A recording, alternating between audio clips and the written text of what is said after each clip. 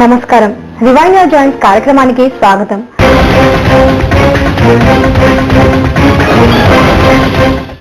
Keyhole surgeries అనేవి ఎలాంటి వెన్ను సమస్యలకి చేయాలి, అలాగే కీహోల్ సర్జరీస్ వల్ల ఉపయోగాలేంటి, ఇంకా కీహోల్ సర్జరీస్ అనంతరం పేషెంట్ ఎలాంటి జాగ్రత్తలు తీసుకోవాలి, ఈ విషయాల గురించి వివరించడానికి మనతో పాటు ఉన్నారు ప్రముఖ spine surgeon doctor J Naresh Babu గారు. వారిని అడిగి మరిన్ని విషయాలు తెలుసుకుందాం.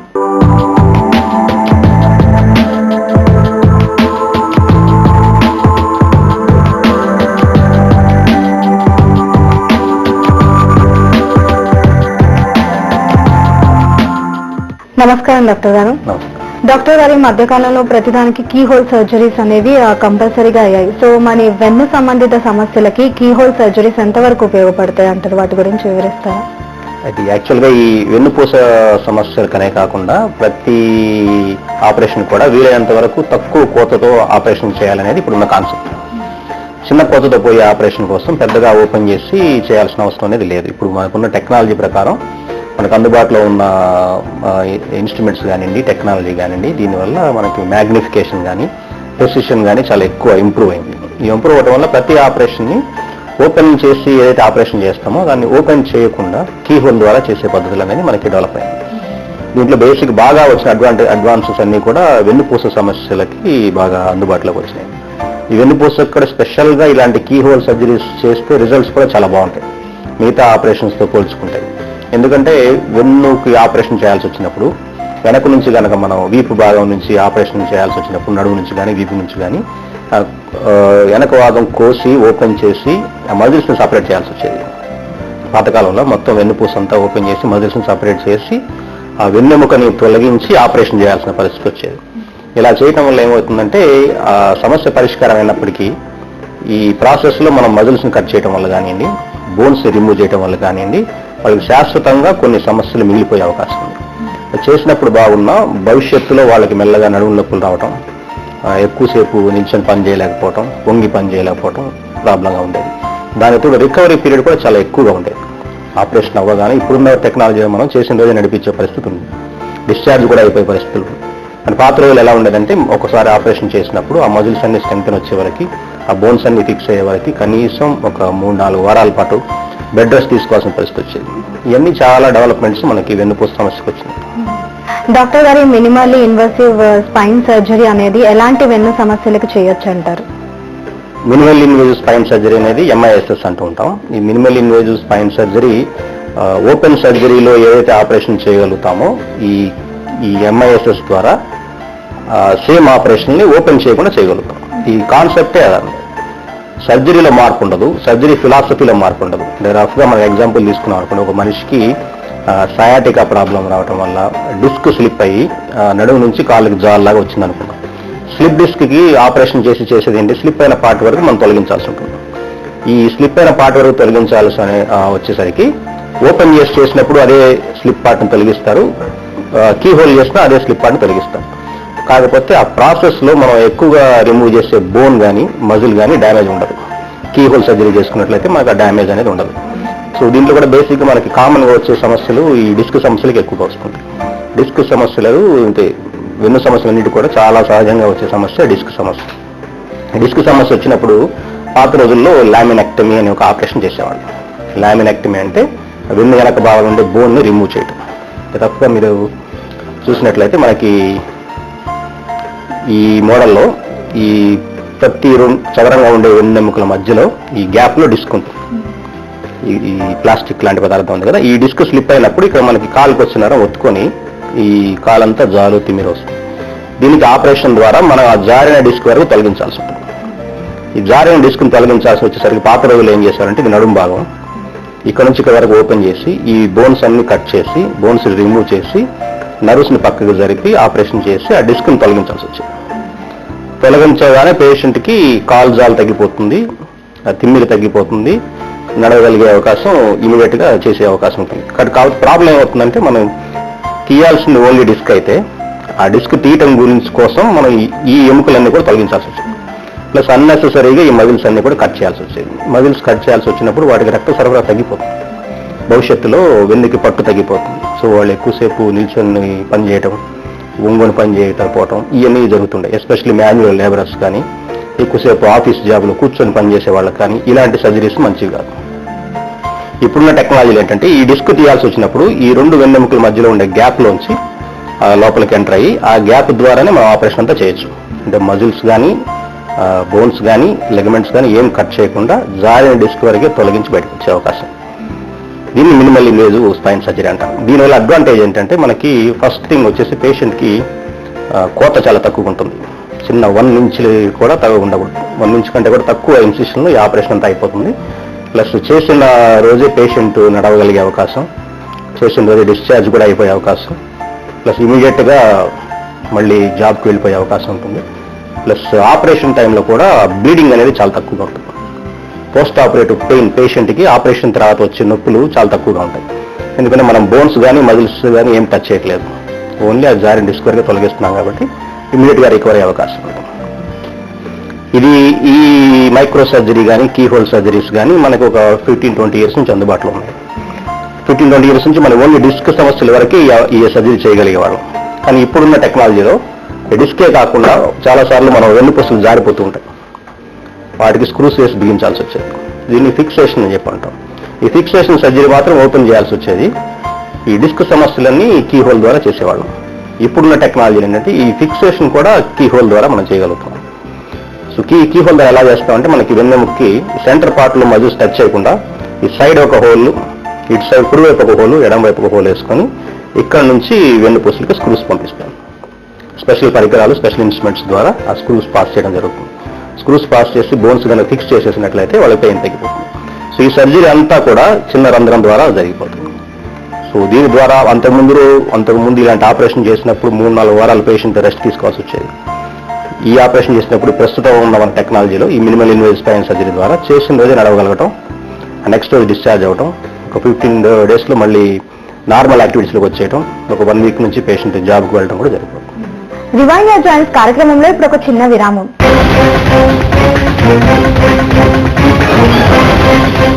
కొలోరెక్టల్ సర్జరీ, ఇవే కాకుండా జీర్ణ వ్యవస్థకు సంబంధించిన మరెన్నో వ్యాధుల సమాచారాన్ని మీకు అందిస్తోంది గ్యాస్ట్రోఎంట్రాలజీ.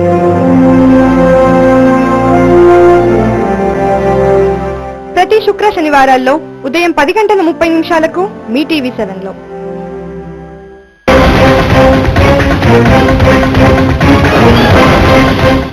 రివైండ్ యువర్ జాయింట్స్ కార్యక్రమానికి తిరిగి స్వాగతం.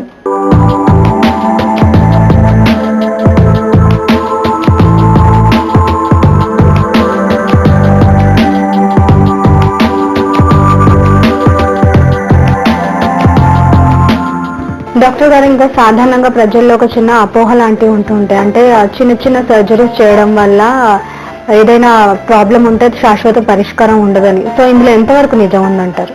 ఓకే, మంచి క్వశ్చన్ అడిగారండి. యాక్చువల్గా చాలా మందికి ఉండే సందేహం ఏంటంటే ఆపరేషన్ అనుకున్నప్పుడు పూర్తిగా చేసుకోవాలా, ఓపెన్ గా చేసుకుంటే సక్సెస్ చాలా బాగుంటుంది అనేది చాలా మంది ఆర్గ్యూ చేసే విషయం. ఇప్పుడు దాంట్లో తేడా ఎక్కడ వస్తుందంటే మనకి సర్జరీ ఫిలాసఫీలో మార్పు లేనంత కాలం, అంటే డిస్క్ జారింది డిస్క్ తొలగించాలా, లేదంటే వెన్నుపూస జారింది వెన్నుపూసను బిగించాలా, ఇలా అనుకున్నప్పుడు ఆ సర్జరీ ఓపెన్ ద్వారా మనం ఏదైతే చేయగలుగుతున్నామో ఓపెన్ చేయకుండా మనం చేయగలిగితే ఎటువంటి రిజల్ట్లో మార్పు ఉండదు. కానీ కొన్ని సర్జరీస్ ఉంటాయి, కొన్ని సర్జరీస్లో మినిమల్ ఇన్వేజివ్లో సర్జరీ ఫిలాసఫీలోనే మార్పు ఉంటుంది. పిన్ హోల్ సర్జరీస్ అని, చిన్న నీడిల్స్ వేసి డిస్క్ని సక్ చేసేస్తామని అవన్నీ చెప్తూ ఉంటారు. సో అవి సర్జరీస్ పనిచేయవు. So key hole surgery minimal ఇన్వేజివ్లో కూడా ఓపెన్ సర్జరీ ద్వారా చేయగలిగే సర్జరీస్ అన్ని కూడా మనం ఓపెన్ చేయకుండా చేయగలిగితే సక్సెస్ రేట్ చాలా బాగుంటుంది. చాలా మంది చెప్తుంటారు కీ హోల్ సర్జరీ అని, లేజర్ సర్జరీ అని చేయించుకున్నామండి, పెయిన్ తగ్గలేదు, మళ్ళీ అదే పెయిన్ వచ్చింది, మళ్ళీ ఓపెన్ చేయాల్సి వచ్చిందని. అది ఎందుకు వస్తుందంటే అది డెసిషన్లో తేడా, ఫిలాసఫీలో మార్పు రాకుండా. ఇప్పుడు పేషెంట్కి ఎలా ఉంటుందంటే మీకు ఆపరేషన్ లేకుండా ఒక చిన్న సూద్ ద్వారా అన్ని సరి చేస్తామనేసరికి చాలా వరకు అటు సైడ్ అటువైపు అట్రాక్ట్ అయిపోతూ ఉంటారు. అసలు ఆపరేషన్తో పని లేదంటారు, డాక్టర్ గారు చిన్న సూద్ ద్వారా అన్ని సరి చేస్తున్నారు అనేసరికి అట్రాక్షన్ అనేది ఎక్కువ ఉంటుంది. ఒకసారి ట్రై చేద్దాం, సక్సెస్ అయితే అవుతుంది, లేకపోతే మళ్ళీ అప్పుడే ఓపెన్ చేసుకోవచ్చు అన్న ఫిలాసఫీ కూడా ఉంటుంది పేషెంట్స్కి. దాని ద్వారా ఏంటంటే ఫస్ట్ అట్రాక్ట్ అయిపోవడం వల్ల చిన్న చేయాల్సిన ఆపరేషన్ చేయకుండా, అంటే డిస్క్ జారినప్పుడు డిస్క్ తీయకుండా డిస్క్లోకి సూది పంపించి ష్రింక్ చేస్తామని, లేదా డిస్క్లోకి కొత్త మెటీరియల్ ఇంజెక్ట్ చేస్తామని, ఇట్లా రకరకాలుగా చాలా వచ్చేసినాయి. సో దీని గురించి మనకి ఒక నార్త్ అమెరికన్ స్పైన్ సొసైటీ వాళ్ళు పెద్ద రీసెర్చ్ చేశారు. రీసెర్చ్ చేసేసి ఈ సర్జరీస్ అన్నింటిని కూడా, మినిమల్ ఇన్వేజివ్ స్పైన్ సర్జరీస్ అన్నింటిని కూడా 3 కేటగిరీస్గా డివైడ్ చేశారు. 3 కేటగిరీస్లో ఏంటంటే, ఫస్ట్ కేటగిరీ స్టాండర్డ్ సర్జరీస్, అంటే మీరు ఓపెన్ సర్జరీతో ఏదో చేయగలుగుతున్నారో దాన్ని కీ హోల్ సర్జరీ ద్వారా చేయటం. సెకండ్ వచ్చేసి extended standard surgeries. Extended standard surgeries స్టాండర్డ్గా చేయగలిగే వాటిని ఓపెన్ చేయకుండా కొంచెం ఎక్స్ట్రా ఎక్విప్మెంట్ కానీ ఇన్స్ట్రుమెంట్స్ కానీ వాడి చేయటం. సో మూడోది ఏంటంటే ఇన్నోవేటివ్ సర్జరీస్. ఇన్నోవేటివ్ సర్జరీస్ అంటే ఎక్స్పెరిమెంటల్ దాని కింద వస్తుంది. ఒక ట్రై చేద్దాం, పేషెంట్ తగ్గితే అదృష్టం ఉంది, తగ్గకపోతే మళ్ళీ ఎప్పుడు ఓపెన్ చేసుకుందాం అనేది చేసే ఉంటాయి. దాంట్లో ఈ కీమోన్యూక్లియోలైసిస్ అని, ప్లస్ న్యూక్లియోప్లాస్టీ అని, ఇట్లా పిన్ హోల్ సర్జరీస్ అని రకరకాలుగా వచ్చినాయి.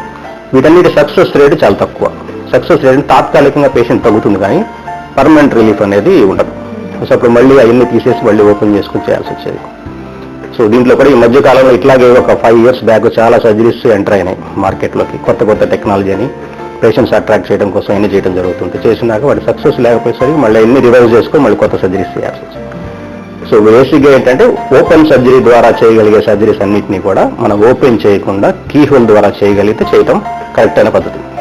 ఎక్స్పెరిమెంటల్గా చేసి చేయటం ద్వారా పేషెంట్కి పూర్తిగా రిలీఫ్ రాకపోవచ్చు, అది ఛాన్స్ తీసుకోవడం అవుతుంది, అదంత మంచి పద్ధతి కాదు.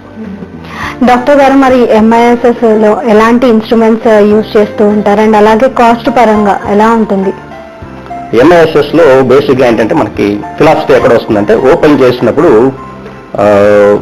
మనకి ఆపరేషన్ థియేటర్లో ఆపరేషన్ చేసే భాగం ఇంత భాగం కనిపించాలనుకోండి.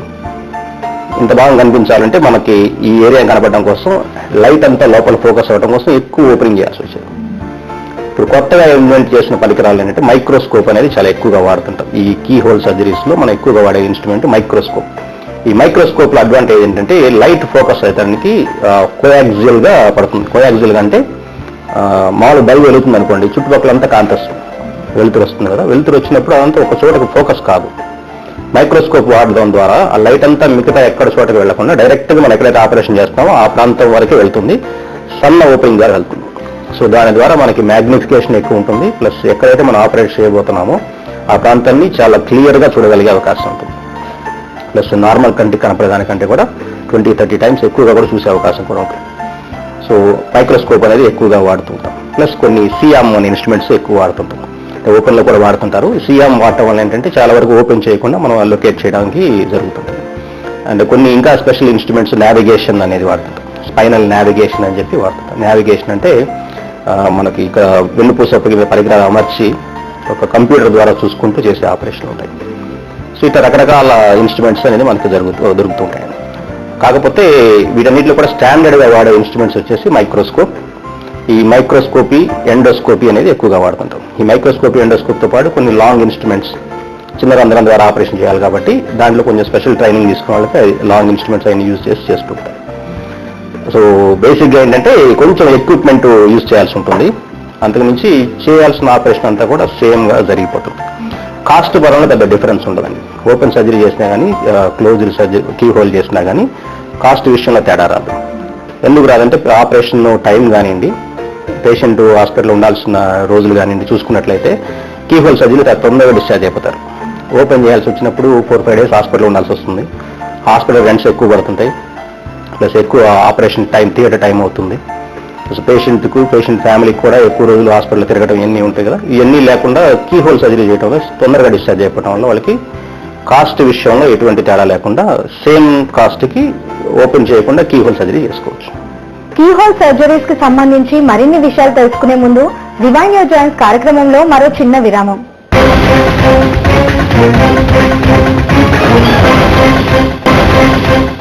డివైన్ యువర్ జాయింట్స్ కార్యక్రమానికి తిరిగి స్వాగతం.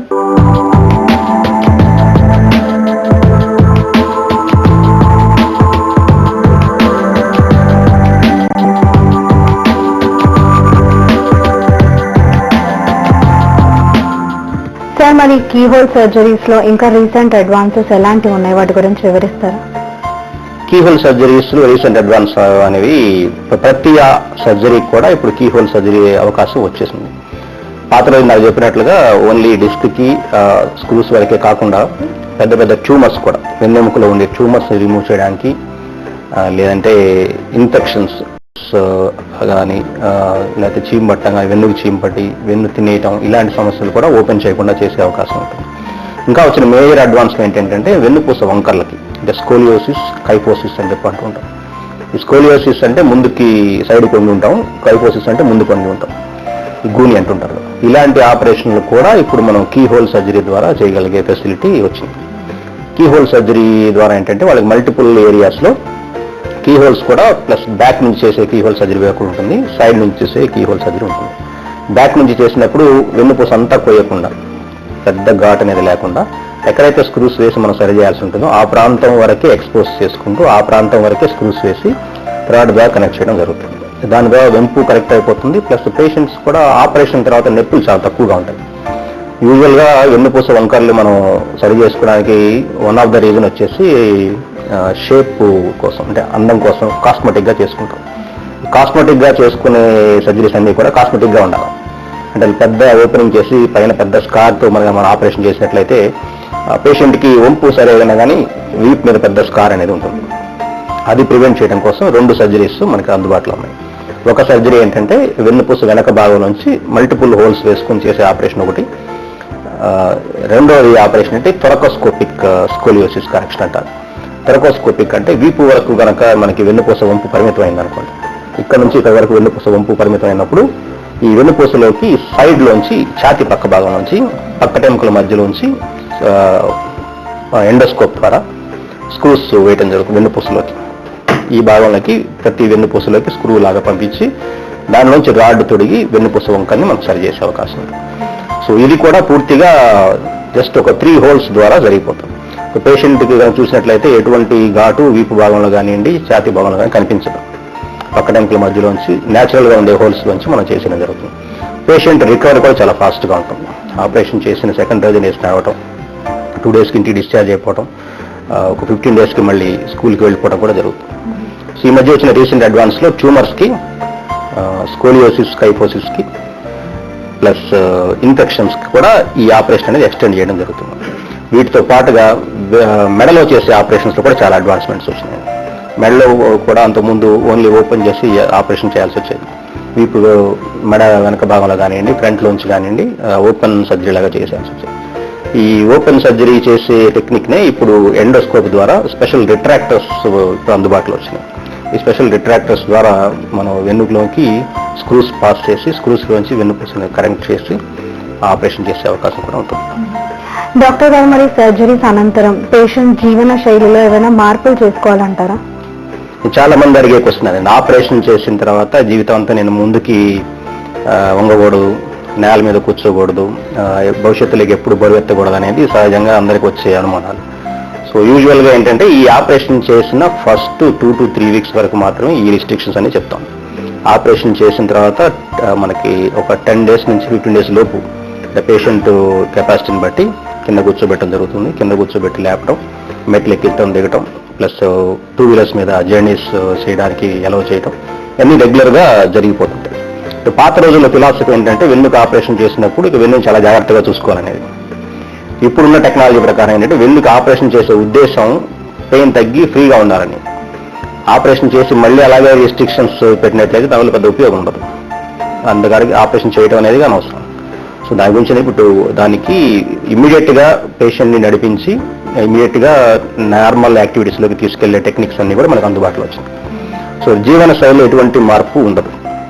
రిస్ట్రిక్షన్స్ ఉన్నా కానీ ఫస్ట్ 15 to 20 డేస్ మాత్రం అలాగే రిస్ట్రిక్షన్స్ ఉంటాయి. ఆ తర్వాత న్యాచురల్గా వారి ఏదైతే మీ ఆపరేషన్ ముందు చేసుకునే యాక్టివిటీస్ అన్ని కూడా చేయగలుగుతారు, ఇంకా బెటర్గా చేయగలుగుతారు. డాక్టర్ గారు, మరి క్రీడాకారులు, ఒకవేళ క్రీడాకారులకు ఇలాంటి సర్జరీ చేయాల్సిన అవసరం వస్తే ఆ సర్జరీ అనంతరం వాళ్ళు ఎలాంటి జాగ్రత్తలు తీసుకోవాలంటారు? క్రీడాకారులు అనే వాళ్ళకి వాళ్ళు అంతకుముందు వాళ్ళ స్పోర్ట్స్ లెవెల్ ఎంతవరకు ఉందనేది మేము యూజువల్గా అసెస్ చేయడం జరుగుతుంది. ఆపరేషన్ ముందు కనుక యాక్టివ్గా స్పోర్ట్స్లో, కాంటాక్ట్ స్పోర్ట్స్లో పార్టిసిపేట్ చేయగలిగే వాళ్ళకి కాంటాక్ట్ స్పోర్ట్స్ అలౌ చేస్తాం. అలౌ చేయడానికి మినిమం ఒక 1 month అలా గ్యాప్ తీసుకొని 1 month వరకు ఫిట్నెస్ ఇంప్రూవ్ చేసుకున్న తర్వాత ఈ కాంటాక్ట్ స్పోర్ట్స్ కానీ, ఈ యూజువల్గా ఏంటంటే వాలీబాల్, క్రికెట్ ఇలాంటివి ఆడుతుంటారు మన రన్నర్స్, స్విమ్మర్స్. సో వాళ్ళకి బ్యాక్ మీద స్ట్రెయిన్ ఎక్కువ ఉంటుంది. బ్యాక్ మీద స్ట్రెయిన్ ఎక్కువ ఉంటుంది. ఆ బ్యాక్ లో కనుక మన సమస్య పరిష్కారం చేసిన తర్వాత ఒక 1 month వరకు వాళ్ళకి రెస్ట్ లాగా ఇవ్వడం జరుగుతుంది. తర్వాత మజిల్ టోన్ అప్ కార్యక్రమాలు అంతే ఉంటాయి. ఆ ఫిజియోథెరపీ అంతా అయిపోయిన తర్వాత ఫిజికల్ ట్రైనర్ సహాయంతో వాళ్ళని యాక్చువల్గా గ్రాడ్యువల్ గా నార్మల్ స్పోర్ట్స్ యాక్టివిటీలకు కూడా తీసుకెళ్లే అవకాశం ఉంటుంది. కాబట్టి వాళ్ళకి ప్రికాషన్స్ చెప్పడం జరుగుతుంది. ఈ ఆపరేషన్ అని ఇప్పుడు నడువులో కనుక ఆపరేషన్ చేసామనుకోండి, మనకి 5 డిస్కులు ఉంటాయి నడువులో. L1 నుంచి S1 దాకా చూసుకున్నట్టయితే 5 డిస్కులు ఉంటాయి. దాంట్లో ఏదైతే అరిగిందో, ఏదైతే స్లిప్ అయిందో ఆ డిస్క్ వరకు మనం ఆపరేషన్ చేయడం జరుగుతుంది. మిగతా డిస్కులు అరగకుండా కొంచెం జాగ్రత్తలు తీసుకోమని చెప్తుంటాం.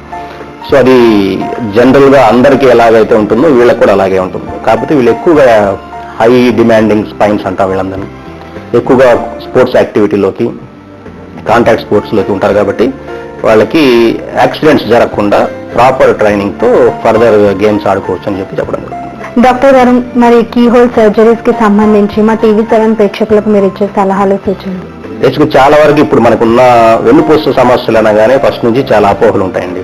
వెన్నుకి ఆపరేషన్ చేయకూడదు అన్నది ఒకటి, వెన్నుకు ఆపరేషన్ చేసినట్లయితే జీవితాంతం ఇక ఆ వెన్ను సమస్యపైన బాధపడుతూ ఉండాలని, మళ్ళీ ఈ సమస్యలు ఉత్పన్నమవుతుంటాయని చెప్పి చాలా సమస్యలు ఉంటాయి. అవన్నీ ఓపెన్ సర్జరీస్ చేసుకున్నప్పుడు దాని నుంచి రికవరీ ఫేస్ చాలా ఎక్కువ ఉంటుంది. కాబట్టి రకరకాలుగా ఇలాంటి సమస్యలు అనేది మనం చూస్తూ వచ్చాం కూడా. కానీ ఇప్పుడున్న అందుబాటులో ఉన్న టెక్నాలజీ ప్రకారం అంటే వెన్నుపూస సమస్య అనగానే, వెన్నుపూస ఆపరేషన్ అనగానే భయపడాల్సిన అవసరం అనేది లేదు.